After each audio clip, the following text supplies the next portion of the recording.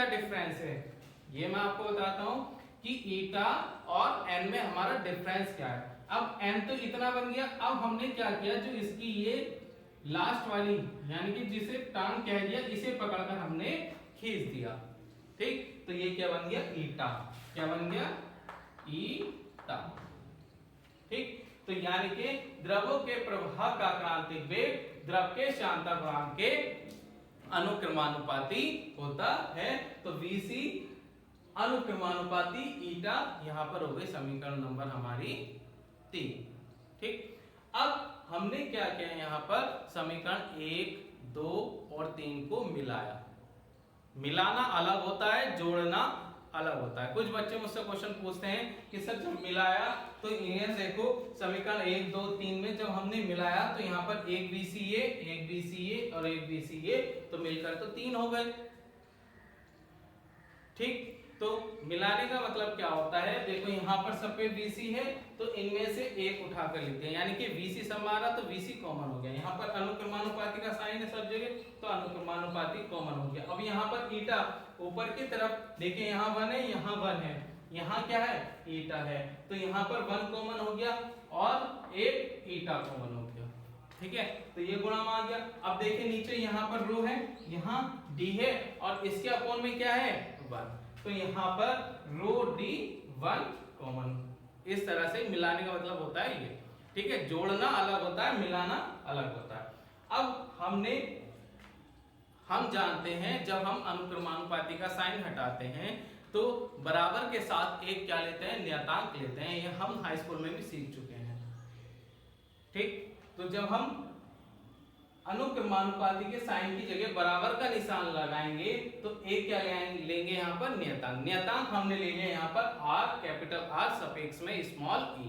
ठीक, capital R suffix में small e, और बाकी हमने ऐसे लिख दिया ईटा अपॉन रो d। अब जहां Re क्या है, हमारा एक नियतांक है। क्या है, Re हमारा एक नियतांक है जिसे हम रेनॉल्ड संख्या कहते हैं। अब निकाल ज्ञात क्या कर रहे हैं हम यहाँ पर, रेनॉल्ड संख्या। तो हमें वैल्यू किसकी चाहिए, Re की, क्योंकि Re हम रेनॉल्ड संख्या, Re को हम रेनॉल्ड संख्या कह रहे हैं, तो यहाँ से Re की वैल्यू हम कैलकुलेट कर लेंगे। यानी कि Re ये देखो अपोन में इधर जाएगा तो मल्टीप्लाई में आ जाएगा, और ये मल्टीप्लाई में इधर जाएगा तो अपोन में यानी कि भाग में आ जाएगा। तब Re बराबर VC रो D अपॉन ईटा। ठीक, इससे आगे यहां से इसकी परिभाषा क्या बनेगी वो मैं आपको बताता हूं।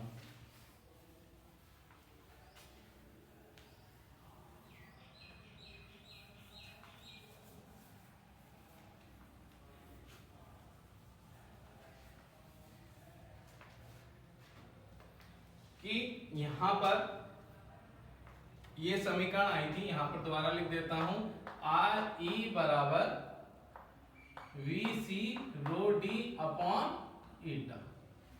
ठीक, ये समीकरण मैंने यहां पर दोबारा लिख दी। अब इसमें हमने क्या किया कि समीकरण के राइट हैंड साइड में अंश व हर में ABC से गुणा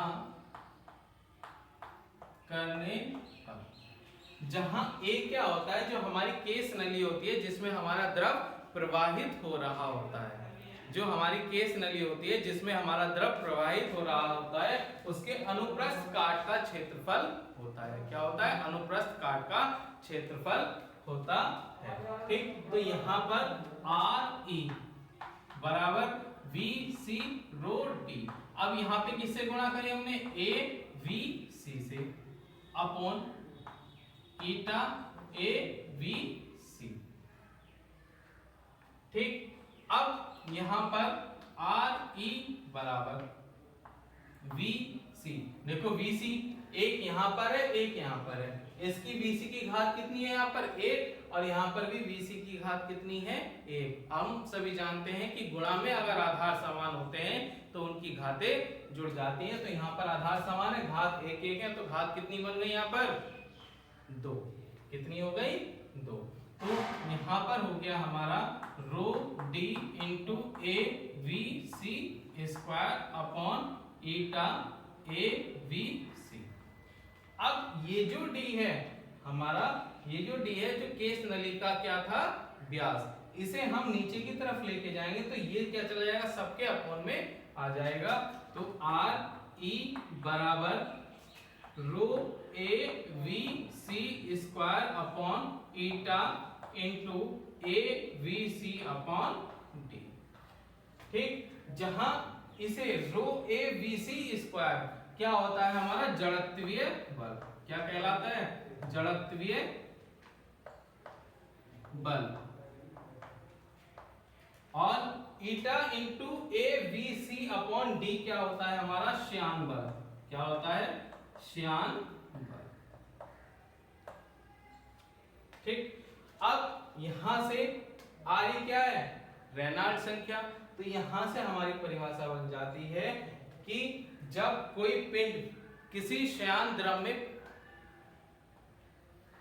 प्रवाहित होता है या वेग गति करता है तब उस पर लगने वाले जड़त्वीय बल तथा श्यान बल के अनुपात को हम रेनॉल्ड्स संख्या कहते हैं। क्या कहते हैं रेनॉल्ड्स संख्या कहते हैं। तो यहां पर लिख देंगे किसी पिंड पर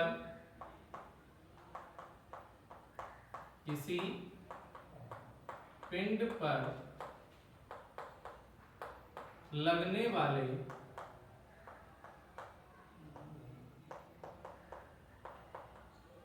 जड़त्वीय बल तथा श्यान बल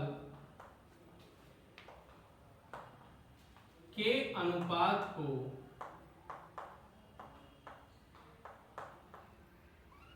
रेनॉल्ड्स संख्या